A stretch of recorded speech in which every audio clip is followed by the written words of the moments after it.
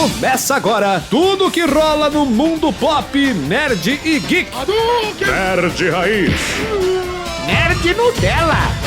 Bem-vindo, Nerd, One Life to Live e Nerd o Pacificador. Começando mais um Nerd Raiz, Nerd Nutella, Mike Prado. Olá, Fábio Nariz, e explicando a Raiz e Nutella de hoje. One Life to Live foi a primeira obra audiovisual, que não foi um curta-metragem, né? Foi uma série na qual a atriz Annie Chang fez em sua carreira. E Pacificador é a mais recente. E o assunto de hoje é a nossa análise do penúltimo e último episódios de Pacificador. Então, vinheta. Nerd Raiz. Nerd Nutella. Nariz. Olá. Após um período de hiato, né, Fábio Nariz? Voltamos para cumprir com nossas responsabilidades. Temos aqui que falar, que terminar as nossas análises de Pacificador. Sim, demoramos, mas chegamos. Exatamente, esse é o nosso lema. A gente demora, mas chega. E vamos, obviamente, falar do penúltimo episódio nesse exato momento. Que, olha, pra mim, esse penúltimo episódio foi o episódio mais emocional de Pacificador. Teve bastante momentos diferenciados, eu diria. Teve vários momentos engraçados, teve momentos extremamente emocionais e teve momentos até reflexivos, né? Nossa senhora, Nariz, esse penúltimo episódio de Pacificador, eu juro pra você, eu chorei vários momentos. Eu me emocionei de verdade. Olha eu aí. não esperava chorar com Pacificador, sem brincadeira. Mas vamos lá, e ele começa de uma forma extremamente densa, né? Porque a gente vê pela primeira vez o flashback completo da morte do irmão do Pacificador. Sim, é logo de cara, né? Começa o episódio desse jeito, mostrando os dois interagindo pequeno. Exato, e a gente entende que os dois participavam de uma espécie de rinha de galo entre crianças, por Sim. assim dizer, que o pai do Pacificador que botava os dois para brigar entre si. Só que nessa de os dois brigarem entre si, o Pacificador, né, que na época era só uma criança, acaba matando o irmão por acidente. E uma coisa que a série deixou claro é que o Pacificador, ele amava o irmão. Então, e eles não tinham noção do perigo que seria, digamos assim, brincar, entre muitas aspas, dessa forma. Eles apenas estavam seguindo ordens do pai. Sim, você via que pra eles era meio que tipo, vamos brincar de novo de dar porrada, vamos lá, uhul, vai ser divertido. E eles não sentiam, né, exatamente o quão perigoso era aquela brincadeira. Não, exato, e após a morte do irmão, o pai, ele culpa descaradamente o Pacificador, basicamente falando que a culpa foi dele. Sim. Sendo que o pai foi o responsável por criar aquela situação. E o pior, né? Não só por criar aquela situação, mas por normalizar aquela situação. Porque em nenhum momento as crianças questionaram que aquilo poderia ser errado. Por quê? Eles foram criados dessa forma. Então pra eles aquilo era certo. Aquele tipo de briga entre os dois. Sim. Muito, muito bizarro. E a gente... olha, e só um adendo. É nesse episódio que a gente vê como o John Cena sabe atuar. Não, ele mandou bem. Ele mandou muito bem. Não, ele mandou muitíssimo bem, Nariz. Muitíssimo bem. Eu fiquei muito besta. Porque ele entregou os momentos emocionais. Muito mais do que nos episódios anteriores, que nós chegamos a elogiá-lo também. Mas aqui a gente sente vontade de abraçar o John Cena. E considerando que ele é um brutamontes gigante, sentir vontade de abraçar um brutamontes desse é muito significativo. Prova que a atuação dele realmente foi fora do comum. E logo após esse flashback pesado, né, a gente vê que o Pacificador e o Vigilante, eles vão sozinhos para matar a vaca, né, a vaca alienígena dos borboletas. E eu amei o design da vaca. Que aparece no final, né, desse episódio. É muito engraçado que a gente fica esperando, né? Como que vai ser essa vaca? Como que é isso que a gente até falou de uma vaca gigante mesmo, né? Mas é quase isso. É como se fosse uma... Antes da borboleta se tornar uma borboleta, ela é uma larva, né? Não sei dizer ali, não é centopeia que fala, né? E é como se fosse um bichinho desse Lagarta. gigante. Lagarto, obrigado, Mike. É como se fosse um lagarto absurdamente gigante e alienígena. E ao mesmo tempo que esta lagarta gigante é nojenta, ao mesmo tempo ela é extremamente fofa. Porque ela tem uns olhões, ela tem um dente só. Dá a impressão que ela é um bebê. Sim. Então ela é nojenta porque ela tem umas tetas esquisitas. Ela tem tipo cor de pele humana, sabe? Dá a impressão que ela tem uma textura de pele humana. Sim. Só que ao mesmo tempo, e é isso que deixa nojento. Ela tem umas tetas que parecem tetas de verdade. Só que, repito, ao mesmo tempo ela tem esses olhões de mangá. E esse um dentinho só que dá vontade de apertar. Eu adorei, de verdade. Caprichado muito no design dessa vaca. Sim, sim. Mas enfim, né? Como nós citamos, eles estão indo sozinhos matar a vaca. E nesse meio tempo, né? Os borboletas, eles atacam o QG da turminha, né? Do Murny. Left Street Kids, né? Que não deixam de ser o Esquadrão Suicida, né? Eles são a Força-Tarefa X. Sim, sim. E as borboletas, elas têm um contato com o Murny e eles dão um pau no Murny. Mas é interessante que dá pra ver que existe um problema pessoal entre eles. Sim. E a cena é bem gráfica, né? Porque depois que eles conseguem matar o Murny, a borboleta sai de dentro dele e a chinesinha, que eu não me recordo o nome. Oi? A chinesa que quem tá comandando ela é o Goff, né? A borboleta. Isso, é o Goff. Exato. Então, ele pega a borboleta que sai de dentro do Murny, eles apertam assim, ela só aperta. Pá! Esmaga realmente como se fosse um inseto. Sim. Que não deixa de ser, né? Aham.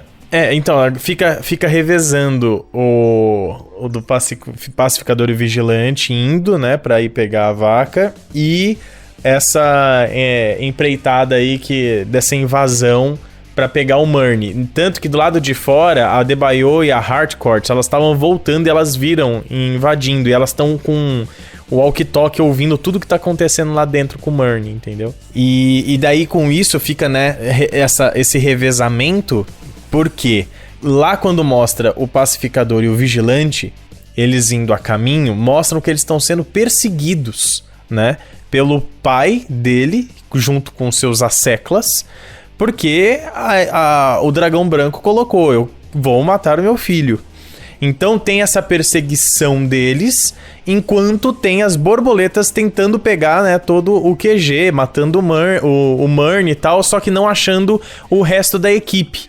E daí, nessa correria que eles terminam de pegar o Murny, eles falam, ó, eles sabem da vaca, a gente tem que fazer um teletransporte dela urgente. É aí que a Harcourt e a Debaio já descobrem que eles vão teletransportar a vaca que traz a comida delas, e se acontecer isso, elas estão ferradas, elas não vão conseguir nunca derrotar as borboletas. Então, tem sempre esse jogo do que tá acontecendo de um lado e do outro. E daí você tem a morte do Murny, né?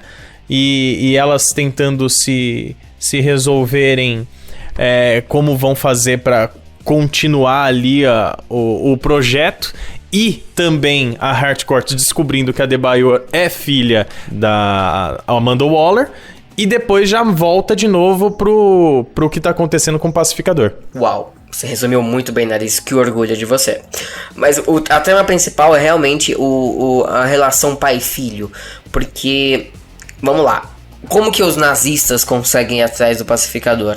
Porque o pacificador, ele pegou todos os seus capacetes e saiu em fuga. E ele não sabia que tinha um rastreador nos capacetes. Por isso que eles sabiam precisamente onde estava o pacificador.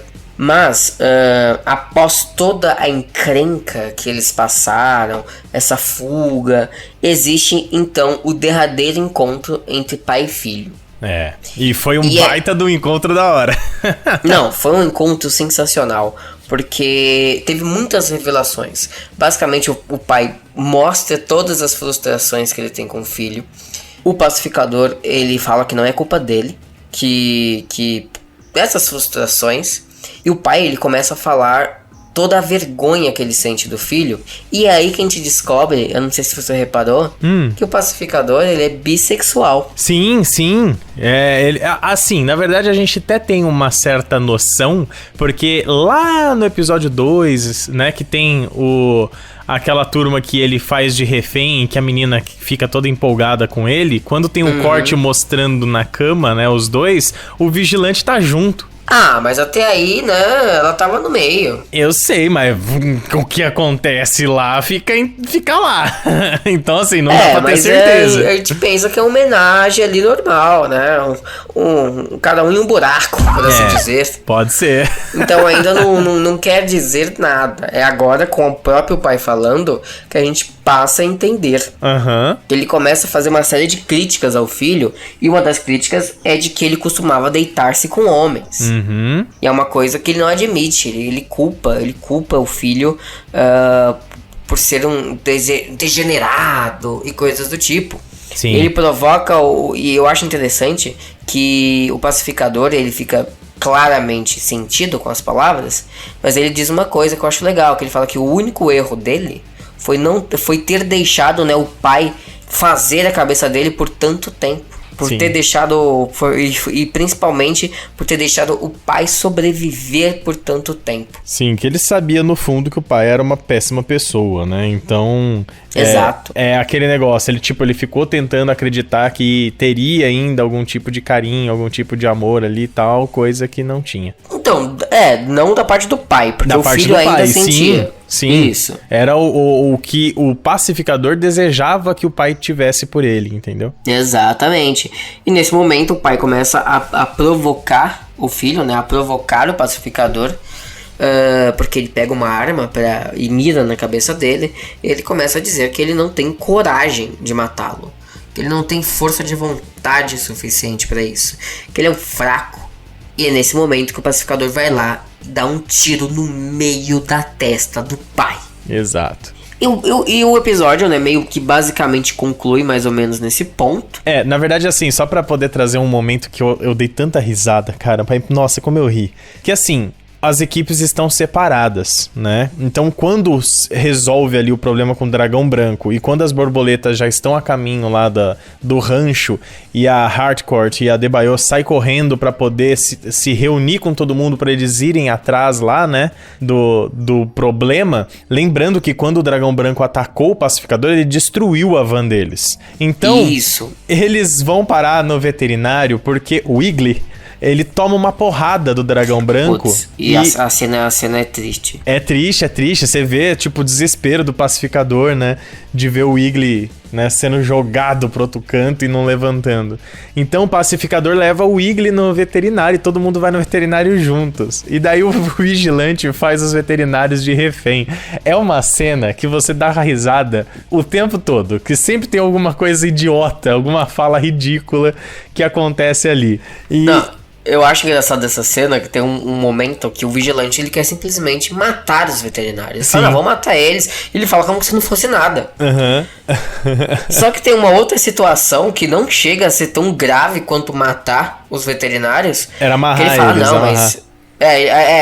Como que é? Era pra amarrar eles. Fala assim, já que a gente vai matar, vamos amarrar eles, né? Porque a gente fez eles de reféns e tal, eles não vão sair contando pra todo mundo aí e tal. Daí eles começam a amarrar, daí ele fala, só não amarra muito forte não, que pode machucar eles, né? Pode deixar a mão machucada. Daí o Economus fica tipo, peraí, eu não entendo o teu raciocínio. A gente não pode amarrar firme porque pode machucar, mas você tá de boa a matar. Daí ele Pior que ele é muito cínico. Ele é tipo, então tá, né? Não, mas tem uma cena muito bonita no final desse episódio, nesse veterinário, porque o Wiggly, ele tá na maca, desmaiado, o pacificador, e é nesse momento que a gente vê uma puta atuação do John Cena. Sim. Que ele começa a chorar pedindo pra Deus, né, trazer o Wiggly de volta. Ele fala o que ele seria capaz de fazer, né, se o Wiggly voltasse. E a gente sente a dor do pacificador com isso. Sim. Eu vou ser honesto, eu achei que o Wiggly não fosse voltar. O Wiggly eventualmente volta, né? Mas eu achei que ele não fosse voltar justamente porque o James Gunn, ele gosta de matar personagem. Sim. Personagem importante. Tanto que quando o Wiggly levanta, o Wiggly dá um abraço no pacificador, igual aconteceu no começo da série. E nesse momento a Adebayo tá assistindo pela janela. E tem até um flashback do momento que o pacificador conta pra Adebayo de que o Wiggly havia o abraçado. E ela fala, pô, mano, claro que ele não te abraçou. Ele é uma águia, a águia não vai te abraçar nunca. Só que dessa vez a Adebayo presenciou o abraço. Sim. E ela meio que sentiu, né? Ela percebeu a conexão entre eles. Foi muito legal, foi muito bonitinho. Verdade, verdade. Não, e eu fiquei muito feliz em ver que o Wiggly tava vivo, né? O que eu gosto muito, muito dessa águia. Sim. E agora vamos comentar, né, o último episódio de Pacificador, que estreou na semana passada. E não decepcionou. Não decepcionou. Foi um finale perfeito. Sem brincadeira. E eu vou ser honesto, hein, Nariz? Vendo agora a série do início ao fim, pra mim ela deu um pau em todas as séries que a Marvel Studios fez ano passado. Todas. Porque em todas elas ou teve algum excesso, ou teve algum episódio que não foi tão legal, ou eles erraram em alguma coisa, assim, a construção de alguma coisa foi um pouco aquém do que a gente queria. Não que sejam ruins. Não, são ótimas. São ótimas também. Só que o Pacificador, ela foi extremamente constante com qualidade. Lógico que muito disso mérito do próprio roteiro do James Gunn, né? Além dos atores que foram sensacionais, cada um interpretando o seu personagem, ela sabendo ir pro drama, indo pra comédia, no estalar de dedos e ao mesmo tempo você sentir as duas coisas, é sensacional. Só que o que a gente fica sempre receoso ela vai perder em algum momento, né, essa empolgação. E ele conseguiu manter. É lógico, não vou dizer que todos os episódios foram 100%. Lógico que tem alguns que caem um pouquinho, não sei o quê, mas manteve num padrão alto de qualidade. É isso que a gente, né, ficou surpreso com a série. Não, e vale constar que essa série, ela é extremamente pessoal para o James Gunn. Por quê? Há alguns anos, ele foi extremamente cancelado no Twitter, porque escavaram tweets antigos, né, de piadas pesadas que ele havia feito. E ele foi demitido da direção de Guardiões da Galáxia Volume 3. E foi quando a Warner decidiu abraçá-lo, dizendo, a Disney não te quer, mas nós te queremos. E foi quando ele escreveu o Esquadrão Suicida e, consequentemente, escreveu o Pacificador. Só que a Disney voltou atrás. Por quê? Porque eles perceberam que esse vazamento foi por questões políticas. Porque o James Gunn, ele criticava a extrema-direita americana. E principalmente criticava o presidente Donald Trump. Sim. E a extrema-direita americana, com raiva das críticas que ele fazia ao Trump, escavaram esses tweets antigos. Tweets que, vale dizer, ele já havia se desculpado publicamente. Não era segredo para ninguém. A própria Disney deveria saber, porque ele mesmo, repito, se você encontra entrevistas dele pedindo desculpas na época, anos antes da bomba explodir. Só que, graças a Deus, deu tudo certo. As pessoas reconheceram que ele mudou desde então, que ele não é mais a mesma pessoa que faz aquele tipo de piada. E ele acabou conseguindo o melhor dos dois mundos, né? Que foi continuar sendo o diretor de Guardiões da Galáxia Volume 3, na qual ele já está gravando, e de O Esquadrão Suicida e, consequentemente, o de Pacificador. E o último episódio de Pacificador é uma crítica insana à extrema-direita. Cara, e assim, não esconderam nada, né? É muito estampada na cara. Não, assim, eu tava vendo a análise do Omelete e o Marcelo Hessel falou uma coisa interessante. Ele disse que o lance de ser para maiores de idade essa série não é nem questão por causa da violência, não é nem questão por causa dos palavrões, é porque ele pode ser direto nas palavras. Por exemplo, ele fala de racismo, ele fala racismo, você é racista. Sim. Ele não esconde, ele não deixa meias palavras, ele não deixa nada no ar. Você fala de nazismo, não, você é nazista. Ele não tá, sabe quando você entende o que a obra quer dizer, mas a obra não fala claramente o que é? Sim. Os filmes da Marvel geralmente costumam ser assim. Apesar que Falcão e Soldado Invernal, eles foram bem diretos no racismo também, né? Mas ainda assim, eu acho que por mais que eles demonstraram de forma muito intensa, né, no Falcão e no Soldado Invernal, esse daqui foi escancarado, porque o cara usa palavras ofensivas, tanto que teve até Exato. mudança na dublagem. E daí tiveram que redublar de novo, porque falaram, pô, não foi isso que o cara falou. Ele foi muito mais escroto no inglês, então daí os caras tiveram que redublar de novo.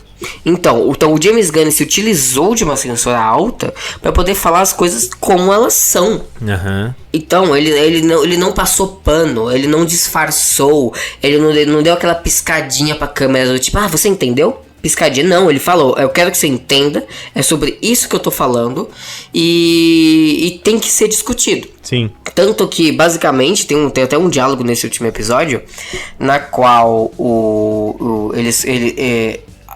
acho que eu não sei se são as borboletas que falam, não me recordo, mas basicamente eles citam todos os problemas que existem no mundo, né, seja de aquecimento global e etc, por exemplo, e eles falam como que existem pessoas que fingem que isso não existem porque eles ouvem cegamente o que uma pessoa no poder tem a dizer. Sim. E a pessoa do poder basicamente fala que é tudo besteira, que isso não existe, que desconsidere a opinião dos cientistas, os cientistas não sabem de nada. Aí ele faz uma crítica direta às pessoas que ouvem esses líderes que falam merda e aos próprios líderes que falam merda. Sim. Foi a Borboleta Goff que falou ali no próximo do final Isso, já da série. Da série, isso. Mas enfim, né, me adiantei um pouquinho aqui. Basicamente, né, eles chegam na fazenda. O último episódio são os personagens principais chegando na fazenda, onde encontra-se essa vaca alienígena maravilhosa e fofíssima. E eles precisam de um plano para matar essa vaca. Ai, cara. Porque relembrando que a vaca, ela é a responsável pelo alimento dos borboletas. Eu me diverti tanto com os planos. Não, maravilhoso. Não, e assim, basicamente os planos eles estão totalmente centrados nos capacetes do pacificador. Uhum. Porque cada capacete tem um efeito diferente. E eles estavam usando e a ideia deles era usar o poder de cada um dos capacetes para ajudar a executar esse plano. Só que começa tudo dando errado. Porque ele tinha, por exemplo, ele tem um capacete que voa, que pra ele ativar, ele tem que falar ativar voo. Ativar flutuador, alguma coisa assim, pra flutuar. Exato. Né? Só que a Adebayo acaba falando antes do tempo e o capacete voa e não para de voar. Nunca mais, ele tipo faz um balão. E eles perdem esse capacete, que era um capacete muito importante para o plano. Que ele obviamente usa esse capacete pra usar um outro capacete. Exato, porque eles iam jogar um capacete, que é o capacete que já apareceu na série, né, que ele usou pra fazer patê de alienígena, acho que no segundo ou terceiro episódio, não tenho certeza. Acho que foi no segundo. Daquela mulher que ele transa. Isso, e etc. a loira. Então, eles iriam usar esse capacete para destruir a base dos borboletas. Uhum. E até pergunta o pacificador quantas explosões esse capacete consegue fazer.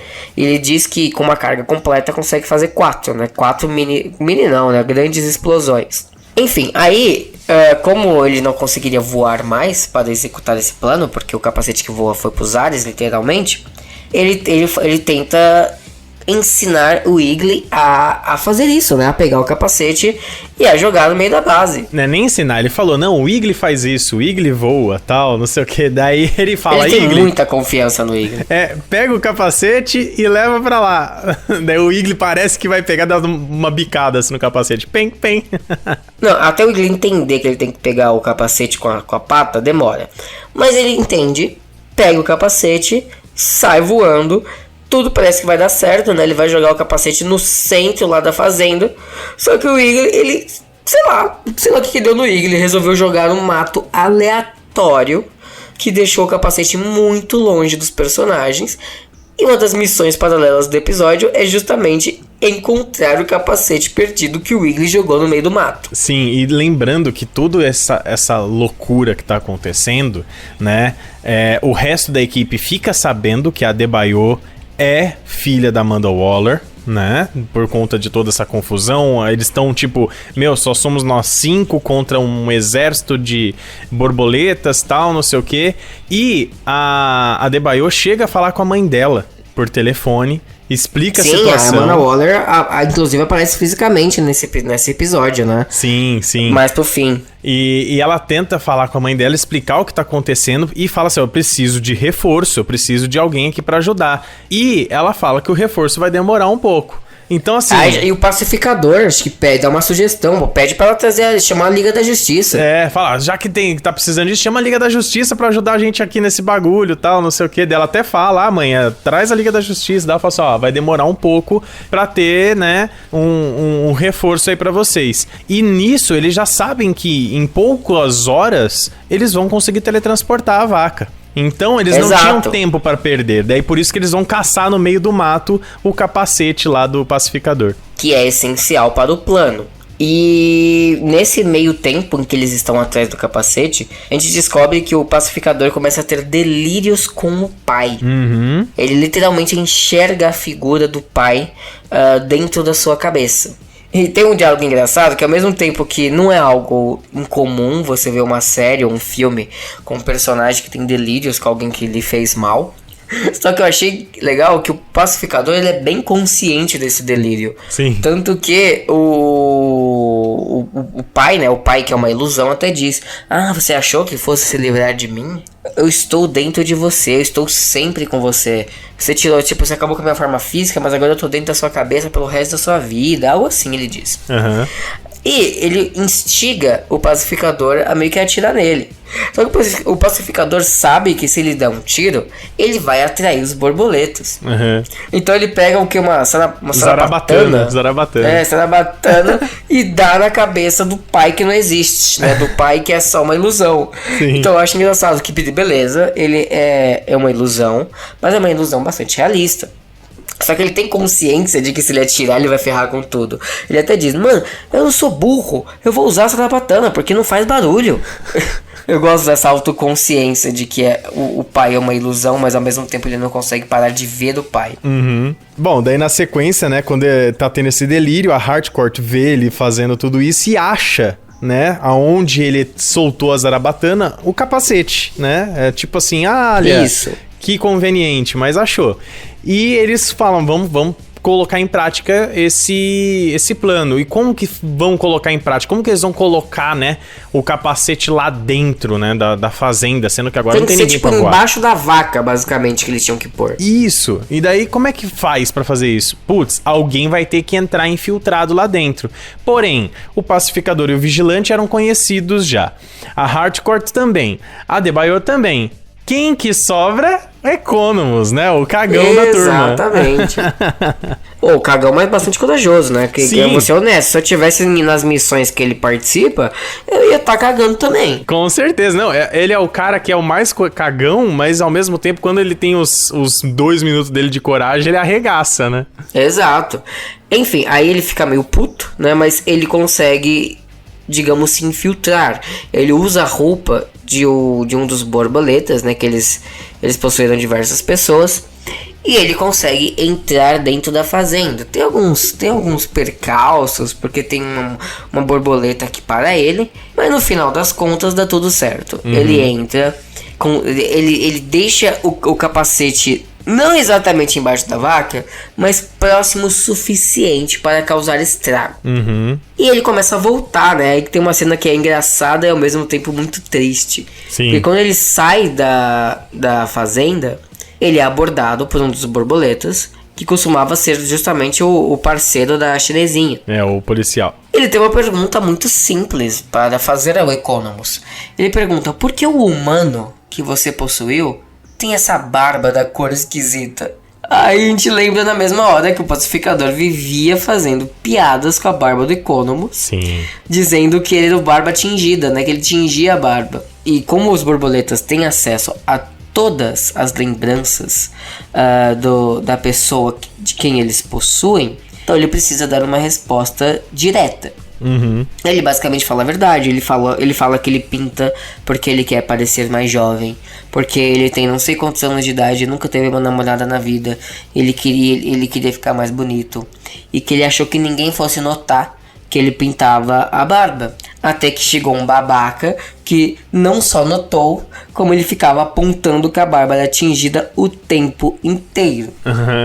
E esse babaca, obviamente, é o pacificador. Sim. Só que ele abre o coração nessa cena. É triste, a gente vê que ele realmente estava tentando mudar a aparência. E o pacificador meio que destruiu com tudo. Então eu gostei desse desabafo do Economus. Sim, foi muito bem feito ali. Eu achei bastante interessante. E na sequência o que acontece, Nariz? Bom, na sequência, né, acaba que dá errado. Acham, né, o capacete do pacificador. Todo mundo sai correndo atrás do Economus. E daí eles falam, ferrou, dançou, espera o momento certo pra você ativar o capacete, né? A Debayor que tá com o radinho, né? Isso. Ela consegue fazer as explosões e é isso que salva o Economus, né? Porque todo mundo já tinha conseguido pegar ele, só que quando tem a explosão, todas as borboletas voltam correndo, né? Porque elas falam, vai acabar com tudo, né? E largam o Economus. E são várias explosões seguidas, né? Como o Mike disse, né? Acho que tinham 3 cargas ainda sobrando.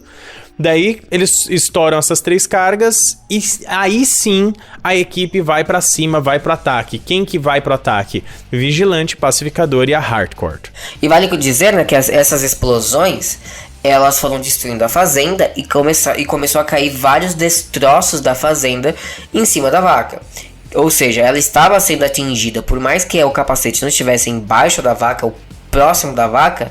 Ao destruir a fazenda, consequentemente a vaca acabou sendo atingida de alguma forma. E como o Nariz disse, né, começou uma cena de luta muito bem feita. Sim. Muito bem feita. Muito bem executada. Muito interessante de se ver. Eu tava conversando com a minha amiga Bri e ela falou o seguinte, que parece que quanto menos orçamento o James Gunn tem pra trabalhar, mais ele capricha na direção. É, faz sentido. Não, porque assim, beleza, por mais que tenha um bom orçamento o pacificador, provavelmente acima dos 100 milhões, ele teve o mesmo preço no Esquadrão Suicida, que foi um filme de 2 horas. Aqui não, aqui é uma série de 8 episódios. E cada episódio então, o Esquadrão com 40 Suicida, minutos. o Esquadrão Suicida foi baixo orçamento, né? Acho que foi uns 60 milhões. Sim. O Pacificador deve ter custado o mesmo 60 milhões para 8 episódios. Né? É muito pouco, né? É muito pouco e ficou muito bem feito. Porque ele, repito, ele caprichou em jogo de câmera, em fazer ações práticas. Sim. Porque assim, o efeito visual ele barateia quando tem destruições grandes de set. Sabe? Sim. É muito mais barato você fazer no computador do que você ir lá e destruir um set de verdade. No caso, destruir a fazenda de verdade, por exemplo. Uhum. Porém, numa cena de luta, é mais barato você fazer com o ator. Claro. Porque você não tem que recriar a cena, criar um personagem digital. Uhum. E claramente essa cena final foi realmente o James Gunn usando seus dons de diretor. E eu gostei muito da execução da cena, muito. Porque é meio que uma guerra de verdade entre as borboletas e a equipe do pacificador, né? Uhum. E mostra como é que a equipe é boa. Só não era excelente porque quando o pacificador entra, né, pra poder pegar a Goff, que ela foi atrás, né, da vaca, e daí o pacificador entra lá nos destroços, ficam só o vigilante e a Hardcore. E os dois praticamente são abatidos, né? Eles têm baixas ali, né? Então eles tomam tiro, eles caem, né? E por muito pouco a Hardcore não vira uma borboleta. Se não fosse a Debayor chegar em tempo, ela ia ter se tornado uma borboleta também. E vale dizer que assim, a Debayor e o Economus ficaram porque, ao que tudo indica, eles são os que têm menos habilidades de luta, de tiros e etc. Só que quando a Debayor vê que a equipe tá toda fodida, que a equipe precisa dela, ela pega a arma e não tá nem aí. Ela vai lá e manda muito bem. Sim. Ela dá altos tiros na cabeça das borboletas. Ela fala, eu vou assumir que eu sou boa pra caramba nesse bagulho e vou arregaçar. Daí ela vai pra cima. Ela diz, ela olha pro Economus e fala, eu nasci para isso. Sim. E se você lembra quem é a mãe dela, faz sentido, né? Ela nasceu para isso. Não, e o Economus até tenta ajudar, né? Ele tenta sair da área de conforto na qual ele está. E quebra a perna. Só que ele bateu a perna no muro e quebrou. E ficou uma fratura exposta, nojentíssima. Não, mas vale constar que mesmo com a perna quebrada, ele atravessou ali o campo de batalha sozinho. Porque ele precisava entregar um capacete específico para a Adebayo. Que é um capacete muito inútil também, né? Que é um capacete que faz você virar uma bala humana, né? Porque você... É batizado de míssel. É um míssel humano. É exatamente isso. Essa é a função do capacete. Mas... era o capacete que tinha sobrado, né?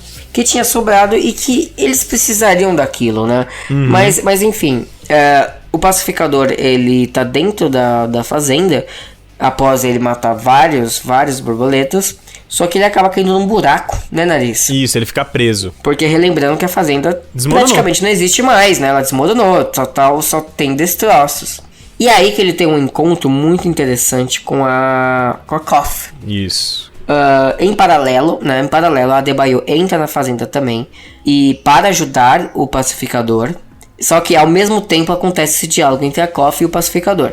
E é legal ver que a Koff, ela tem uma empatia por ele. Uhum. Justamente porque ele manteve ela viva quando ela estava na sua forma de borboleta. E porque ele cuidou dela direitinho. Ele a alimentou, ele a tratou bem.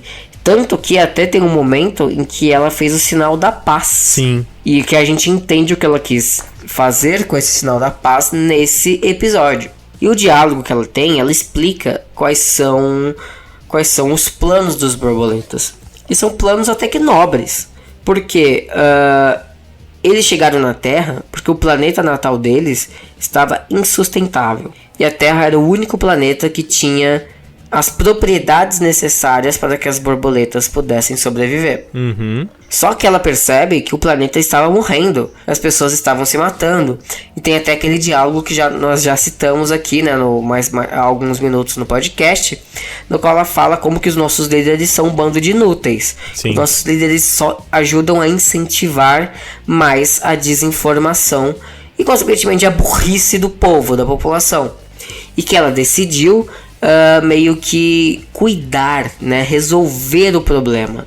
E as borboletas, elas estavam se infiltrando, né, em várias áreas importantes do governo americano, do governo mundial, não é isso? Com certeza, era exatamente isso, e que eles estavam fazendo isso para salvar o nosso planeta, já que a gente não salvava. Então eles estavam tomando as rédeas, né, para justamente não deixar o planeta morrer e ser um planeta bom para todo mundo viver. Não que eles fossem querer dominar e matar todos os humanos. Não, eles queriam salvar o planeta. Nariz, só um adendo.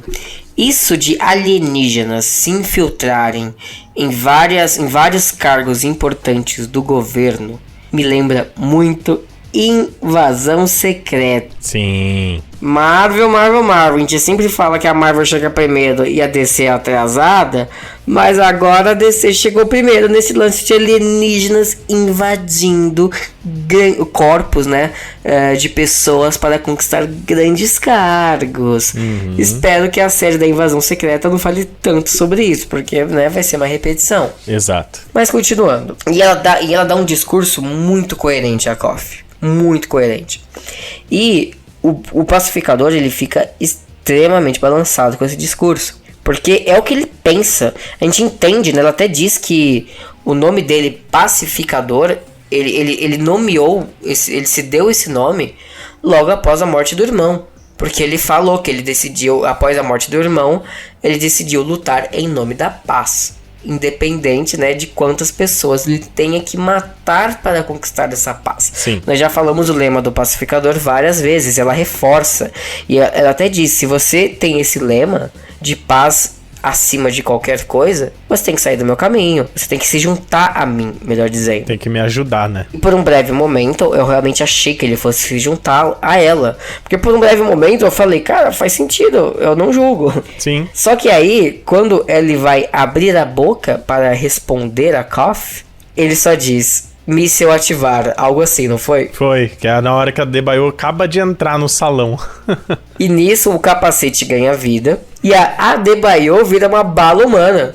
E essa bala humana voa em direção da onde? Da vaca. É como se a vaca tivesse levado um tiro no coração. Exato. E a vaca morre e, consequentemente, toda a esperança de alimento para as borboletas morrem junto. O que acontece depois disso, Nariz? Bom, daí depois disso, né, o próprio pacificador termina de matar os corpos das borboletas que estão lá, né? Então matam a parte humana dessas borboletas. Eles saem, né, da fazenda. E é bonita você ver a cena dele vendo a Harcourt caída, dele pegando ela no colo, ele saindo, sabe, tudo mancando, tudo ferrado, os 5 destruídos, né, tudo caindo aos pedaços, aquela música subindo, né. A Harcourt, por exemplo, ela tá a pior de todas, ela tá assim, entre a vida e a morte. Sim, sim. E a música subindo, mostrando, né, os heróis saindo da batalha, tal, e aí vem a cena que eu jamais esperava ver no Pacificador. Nem eu. Basicamente, né, eles estão saindo do celeiro da fazenda e a Liga da Justiça, a Liga da fucking Justiça inteira está parada de frente ao campo. Eles acabam de não, chegar. Né? Na verdade tá faltando o Batman e o Cyborg. Sim, sim, mas é muito legal você ver eles chegando, né, tem os raios do Flash e tal, o Superman descendo voando, a Mulher Maravilha naquela pose dela e tal, e até ali eram só sombras, né, você não fala, não devem ser os atores, né, são que estão dublês, lá. né? São dublês, mas a piada tava ótima já, só nesse ponto já, caraca, a Liga da Justiça chegou atrasada, veio, mas chegou atrasada. O pacificador fala, vocês estão atrasados, seus idiotas. Vocês não serviram pra nada. Então a Liga da Justiça apareceu só pra ser zoada. Mas 2 atores da Liga da Justiça, que é o Jason Momoa e o Ezra Miller, estão na cena. Sim. E fica muito legal, porque eles zoam o Aquaman de fodedor de peixes. Você tá atrasado, seu fodedor de peixes. Aí mostra o Jason Momoa falando, cara, eu odeio esse boato de merda. Aliás, é muito legal ver a Liga da Justiça falando palavrão, né? O Jason Momoa, o Aquaman, eu odeio esse boato de merda. Aí o Flash da Ezra Miller, mas não é um boato. Ou seja, realmente as pessoas acreditam que o Aquaman fode peixes. Daí ele manda se fuder, né? Vai se fuder. Cara, foi muito legal. Eu adoro essas participações importantes, né? Cara, a Liga da Justiça, velho. A Liga da Justiça apareceu numa série do Pacificador. A Liga da Justiça do cinema apareceu na série do Pacificador. Não é pouca coisa, não. Não é pouca coisa. Mas eles foram lá só pra serem zoados. Eu tava lendo, Nariz, sobre a cena em questão. James Gunn disse que desde o início o plano dele era que somente o Aquaman aparecesse. Ele nem havia cogitado que os outros personagens tivessem falas. Ele falou que isso foi de propósito, porque eles nem chegaram a negociar com o Henry Cavill nem com o Gal Gadot, porque não estava no roteiro as falas dos personagens, então não precisava perder o tempo indo atrás deles. Só que o Ezra Miller descobriu das gravações do Pacificador e ele pediu pra estar na série, o Ezra Miller. É que o Ezra Miller, ele é muito bom nessa parte, né? Ele gosta de participar, ele se empolga de estar no meio desses projetos de super-herói, né? É coisa do ator, né? Exato, ele pediu. Aí o James Gunn colocou uma ceninha extra com o Flash. E o fun fact é que a cena do Ezra Miller foi feita pela equipe da Marvel. Como é que é? Enquanto ele tava gravando Guardiões da Galáxia Volume 3. Como assim? Ele falou, a Marvel que gravou a cena do Flash do Pacificador. Porque eu já estava no set de gravações do Guardiões da Galáxia Volume 3. E eles quebraram essa pra nós. Caraca, daí tipo, o Ezra Miller foi nas gravações da Marvel, se vestiu de The Flash e a equipe da Marvel filmou. Vai ver, ele tava pras redondezas. Não sei onde eles estão gravando Guardiões da Galáxia Volume 3. Caraca, isso é mostrando que, por mais que tenha rivalidade, não é bem assim. Então, assim, vamos logo que chegue um dia que a gente consiga juntar Marvel e DC nos cinemas. Eu acho que não tá tão longe. Exato. E foi uma cena muito rápida, sabe? Ele tava de perfil e só veio da cabeça. Não. Isso não é um boato. Pronto, foi isso. Tanto que eu acho que o Jason Momoa tinha gravado há mais tempo. Sim. E como o Ezra Miller pediu pra ele entrou depois. Então, tanto que eles não estão, tipo, exatamente juntos, né? São 2 cortes de cena.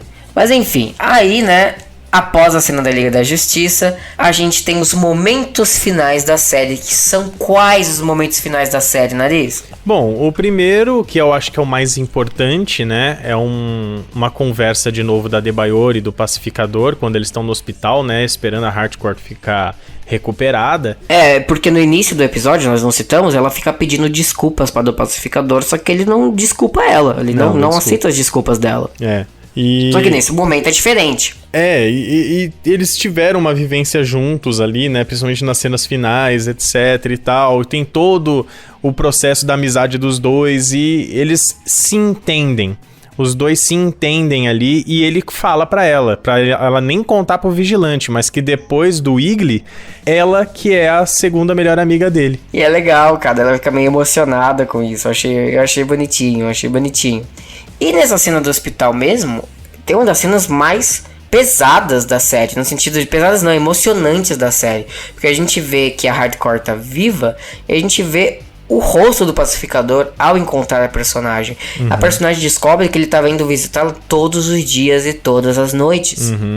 Que ele ficava no hospital o tempo todo, né? Exato, tipo, dá pra ver que a Harcourt deixou de ser a menina que ele queria comer pra alguém que ele realmente se importa. Sim. Isso é muito legal de se ver. E um fun fact da cena também, que o James Gunn disse que se arrepende porque ele não sabia que o John Cena ia fazer isso, mas ele disse que foi a cena que o John Cena mais chorou de pingar lágrimas. Só que acontece que a câmera não tava virada pra ele. Puta que pariu. Putz. A câmera tava só na atriz que faz a Harcourt. Caralho. Aí ele fala, cara, eu deveria ter virado a câmera pro John Cena pra ter captado esse momento pra incluir na montagem da cena. Sim. Putz, que pena, cara. Poxa, que pena mesmo. Eu queria ter visto a cena. Sim. Ele disse que emocionou, tipo, o John Cena a cena. Que da hora. Legal, não, foi muito legal. E pra completar, né, das coisas mais importantes, né, porque mostra o que aconteceu com o Pacificador, com o Vigilante, com o Economus, né, a recuperação da Harcourt, mas tem um momento muito chave que depois da conversa com o Pacificador, a Debayor vai a público, né, falar sobre dessa crueldade que é, né, o que a mãe dela, Amanda Waller, ela ainda fala o nome da mãe dela, fala que é mãe dela, do que ela faz, né, que o governo faz, que é nada mais, nada menos do que a Força Tarefa X. Então, ela fala a público que como que acontece com essa Força Tarefa X. Né, que eles usam criminosos para executar missões suicidas. Exato. E que isso é errado. Beleza, independente de serem criminosos, é errado. Eles estão correndo risco de vida ali. E que a promessa é que a pena deles vão ser diminuídas, né, cada vez mais conforme eles vão avançando na missão. Sim. Mas pra pensar, são missões tão suicidas que a própria Amanda Waller e a galera sabem que as chances de chegar um personagem que vai conseguir diminuir toda a sua pena vai ser impossível quase, porque ele vai acabar morrendo antes. Claro. Então é legal ver. Eu tenho curiosidade, inclusive eu fiquei até curioso pra ver um eventual Esquadrão Suicida 3 não, né? O 2 do James Gunn. Sim. Porque eu quero ver o que se deu toda essa revelação. Quais são as consequências para Amanda Waller, quais são as consequências para os vilões que faziam parte da Força Tarefa X. Eu tenho essa curiosidade de tentar entender a continuidade dessa história. Mas eu acho que não vai ser no filme. Eu acho que vai ser em Pacificador, né? Porque foi confirmada a segunda temporada. Sim. Pouco antes da primeira acabar. Uhum. E vale dizer, Nariz, que esse último episódio bateu o recorde de visualizações das produções originais do HBO Max. Ah, mas mereceu, né? Ah, não, mereceu muito, muito bem. E basicamente nesse fim são vários cortes de cenas, onde nós vemos, por exemplo, a Debayor se encontrando com a esposa, né, dando um beijão na boca da esposa. A gente vê o Economus meio que numa salinha trabalhando. Ele volta pra aquela prisão, né, lá do Esquadrão Suicida, né, como se fosse na sala dele lá. Só que ele tá um pouco mais feliz porque ele tem amigos dessa vez, tanto que ele coloca na mesa de cabeceira não, na mesa de trabalho, a foto da equipe juntas, que a Harcourt tirou nos episódios anteriores, quando eles estavam lá curtindo um bom rock. Então dá pra ver que isso afetou o Economus muito positivamente. Uhum. Como nós já citamos, nós vemos a recuperação da Harcourt. E por fim, nós vemos o Pacificador Aliás, tem um momentinho dele com o Vigilante, que ele basicamente explode num carro, só pra se divertir. E por fim, temos o Pacificador saindo do seu trailer, né? Saindo de sua casa, com uma cerveja. E a Coffee, a borboleta Coffee, está viva. Sim, tá junto com ele. Virou mais um bichinho de estimação dele. Não, mas ela não tava junto com ele. Ela chegou depois, ele fica meio surpreso com a presença dela. E aí ele vai lá, pega aquele mel que só as borboletas usufruem, né? Esse mel alienígena, coloca no chão, enquanto ele tá com a garrafa de cerveja na mão. Que é como se fossem, tipo, dois amigos curtindo uma breja antes de dormir. Exato. Eu achei a cena muito boa, porque ele tá ali com a cervejinha e a borboleta tá ali sugando o néctar. E os dois sendo brothers. Sim, sim. E tem a visão do pai dele, né? Sentado em silêncio do lado dele. Então mostrando que o pai dele vai estar sempre presente na cabeça dele em todos os momentos. E o Wiggly fazendo o que ele sabe fazer melhor. Caçando e jogando um animal morto na frente da... Tipo, ó, tá aqui pra você um agrado. Eu vi um meme, né, de gato que me lembrou essa cena do Wiggly. Que é o gato revoltadíssimo, dizendo: poxa, meu, outro dia eu trouxe um passarinho morto pra minha dona e ela não fez nada, ela nem reagiu. Outro dia eu trouxe um rato morto e ela jogou no lixo. Aí o gato enlouquece e começa a balançar a dona. Eu faço tudo por você, mulher! Eu faço tudo por você e você não reconhece! É tipo isso. É exatamente isso. E muitos bichos fazem isso. Já cansei de pegar a minha labradora, né? Ela trazendo rato. Tipo assim, olha o presentinho aqui pra você. Trazendo barata, trazendo lagartixa. Então, eles acham que estão fazendo bem, mas não, a gente não quer esse presente. A gente fica grato que eles mataram, mas não quer o presente, exatamente. Mas enfim, e essa é a última cena da série, né, Nariz? A câmera vai se afastando e o episódio termina aí. Isso. E mais uma vez, as considerações finais de toda a série. Eu achei a cara do James Gunn do início ao fim. É o estilo de humor dele. Sim. É aquele humor quinta série, porém humor quinta série com algo importante a ser dito. Eu gostei muito das cenas de ação de todo o seriado. Eu achei todas elas muito bem executadas. E a escolha de elenco foi precisa. O elenco fez toda a diferença nessa série. E eu gostei de ver a interação entre os personagens. E o James Gunn gosta muito de contar histórias sobre família. Sim. Não necessariamente para a família, mas sobre família. Isso é uma característica da filmografia do James Gunn. E eu acho que ele teve uma grande oportunidade de fazer isso aqui e conseguiu executar com maestria. Eu já tô lendo em vários lugares muita gente dizendo que Pacificador é o melhor trabalho do James Gunn. Sim. Eu acho que eu concordo. Faz sentido, porque ele conseguiu permear todos os sentimentos na série que ele trouxe. Por mais que a série seja totalmente piadinha de James Gunn de quinta série, mas ele consegue trazer, né? Você consegue ficar triste com a série, você consegue ficar apreensivo, você consegue sentir a emoção dos personagens, tanto as alegres quanto as tristes. Você sente o que o James Gunn queria passar. Exatamente. Então muito obrigado por Pacificador, James Gunn, por fazer a gente se importar com um personagem que ninguém fazia questão de ver novamente. Você deu a impressão que ele leu toda a reação da galera. Vocês não gostaram do personagem? Ótimo, ele vai ganhar uma série própria agora. Dá a impressão que foi isso. E repito, agradeço, porque eu agora simpatizo demais com o Pacificador e passei a respeitar John Cena como ator. Quem diria? Olha aí.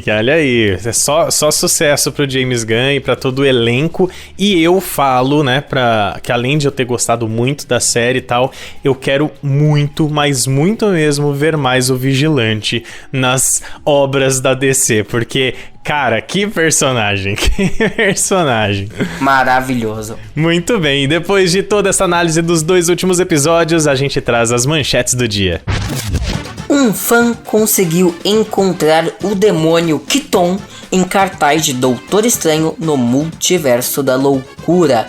Keaton é extremamente importante na origem da Feiticeira Escarlate dos quadrinhos, e é ele que é o autor do livro Darkhold, que é o livro dos condenados, que no final de WandaVision a personagem Wanda está lendo. Será que o demônio Keaton aparecerá em Doutor Estranho no Multiverso da Loucura? O filme Uncharted Fora do Mapa, a adaptação do game exclusivo de PlayStation, ficou acima das expectativas da Sony e já soma 139 milhões em bilheteria mundial no primeiro final de semana de estreia.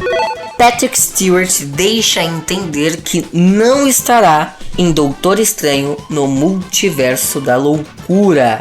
Porém, as pessoas questionam essa declaração porque claramente era a voz de Patrick Stewart na cena mostrada no trailer. E Patrick Stewart disse o seguinte: "Você sabe que as pessoas têm imitado a minha voz desde que eu entrei no palco há 60 anos, então eu posso não ser responsável por isso. Mas, considerando que Andrew Garfield negou em todas as entrevistas que estaria em Homem-Aranha Sem Volta para Casa, é bem possível que Patrick Stewart esteja fazendo o mesmo." Vamos descobrir, se o Professor Xavier estará em Doutor Estranho no Multiverso da Loucura em maio. James Gunn nega que o vilão Bane estará na segunda temporada de Pacificador. Rumores indicam que o personagem Obi-Wan Kenobi pode duelar com Darth Vader 2 vezes em sua minissérie do Disney Plus. E vale constar que o clássico compositor John Williams, que é o criador do tema principal de Star Wars, foi contratado para compor o tema principal da série do Obi-Wan Kenobi. Rumor diz que Wolverine estará em Doutor Estranho no Multiverso da Loucura, porém não será Hugh Jackman. O ator J.K. Simmons indica que retornará mais vezes como personagem J. Jonah Jameson no futuro do Homem-Aranha. E não só nos filmes do Tom Holland, mas nesse universo expandido que a Sony está criando do personagem. Matt Reeves, diretor do novo filme do Batman, revela que ficou incomodado com a quantidade de convites que a Warner fez para ele dirigir o filme. O estúdio só descansou quando ele aceitou fazer uma reunião com eles, e no fim, ele acabou sendo contratado. Muito bem, depois das manchetes a gente encerra mais um Nerd Raiz Nerd Nutella. Muito obrigado a você que sempre faz o download aqui, tanto pelo Orelo, que é a plataforma de podcasts que ajuda todos os criadores de conteúdo, quanto também no YouTube. Sim, estamos no YouTube, procura lá, vai lá na pesquisa, coloca Nerd Raiz Nerd Nutella, mas na pesquisa você coloca por canal, channel. E daí, quando você pesquisar, vai ser a primeira opção que vai aparecer, o primeiro canal ali disponível com o nosso logo, tá certo? Se inscreva por lá e ativa o sininho pra ficar sabendo quando tem episódio novo no YouTube do Nerd Raiz Nerd Nutella. Você também pode ouvir pelo Spotify, pelas todas as outras plataformas de podcast, a gente agradece sempre.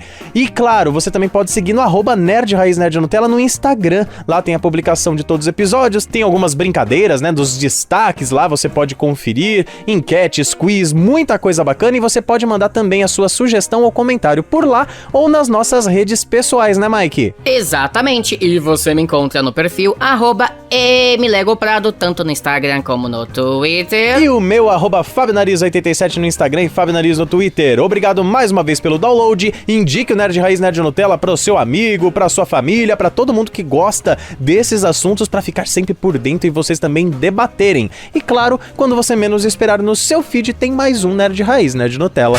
Você ouviu Nerd Raiz. Nerd Nutella. Roteiro Mike Prado, esta fera. Edição Fábio Nariz, galera.